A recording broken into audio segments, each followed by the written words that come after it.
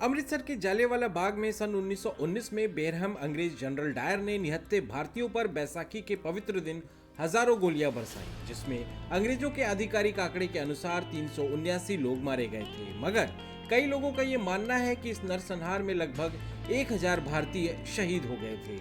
जलियांवाला बाग का गोलीकांड ब्रिटिश राज के इतिहास पर एक बदनुमा दाग है, मगर ब्रिटिश राज की इस नरसंहार के बाद की प्रतिक्रिया और भी ज्यादा शर्मनाक थी।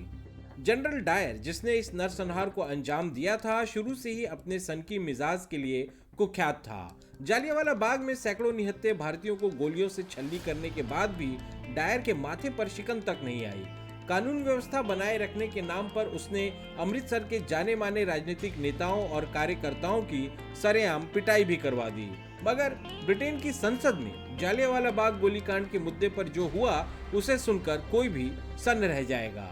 सबसे पहले तो मार्च में हुए नरसंहार की जांच के लिए कमीशन बैठाने में अंग्रेजी सरकार ने कई महीनों का समय जाया किया। जब अक्टूबर में इस गोलीकांड की जांच के लिए कमीशन बैठी तो ब्रिटिश संसद के हाउस ऑफ लॉर्ड्स में बकायदा एक प्रस्ताव लाकर इस नरसंहार का समर्थन किया गया।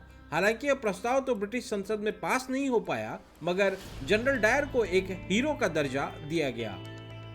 ब्रिटिश सांसद तो उत्तेजित होकर चिल्लाते रहे कि जनरल डायर ने निहत्थे भारतीयों पर गोलियां चलाकर समय रहते एक विद्रोह को दबा दिया। सर एडविन मोंटेगू, जो उस समय ब्रिटिश सरकार में secretary of state for India थे, जलियांवाला बाग गोलीकांड की आलोचना करने लगे तो ब्रिटिश संसद तो लगभग कुश्ती का अखाड़ा ही बन गया। अंग्रेजी सांसद मोंटेगू पर कम्युनिस्ट और यहूदी एजेंट होने का आरोप भी लगाने लगे। जनरल डायर को एक हीरो का दर्जा सिर्फ ब्रिटिश नेता ही नहीं बल्कि कई आम अंग्रेज भी दे रहे थे। प्रसिद्ध लेखक रुडयार्ड किपलिंग, जिनका बचपन भारत में ही बीता था और जिन्होंने जंगल बुक लिखी थी, वो भी जनरल डायर के समर्थक थे। इसके बाद अंग्रेजी अखबार द मॉर्निंग पोस्ट ने डायर के लिए एक फंड रेजिंग अभियान चलाया, जिसमें डायर के लिए लगभग 26,000 पाउंड इकट्ठे हो गए, जो कि आज के हिसाब से लगभग 15 लाख पाउंड होंगे। इसी से पता चल जाता है कि आम अंग्रेजों के मन में जलियांवाला बाग के कसाई जनरल डायर के लिए कितनी सहानुभूति थी।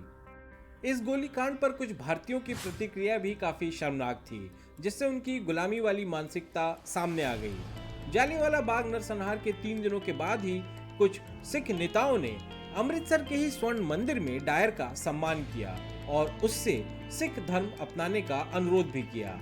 अपनी ऐसी खातिरदारी से गदगद जनरल डायर सिख धर्म अपनाने के लिए तैयार भी हो गया, मगर इन शर्तों के साथ कि वो अपने केश नहीं बढ़ाएगा और अपने सिगार और सिगरेट के शौक भी जारी रखेगा।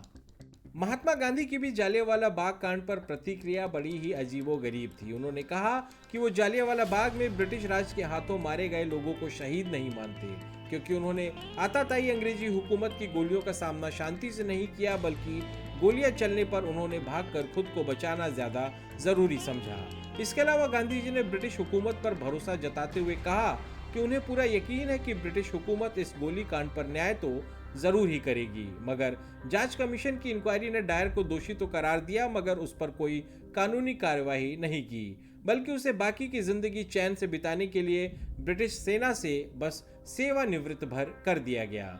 डायर ने अपना बाकी समय पुरअमन और चैन से इंग्लैंड में खुद के ही एक फार्म हाउस में बिताया।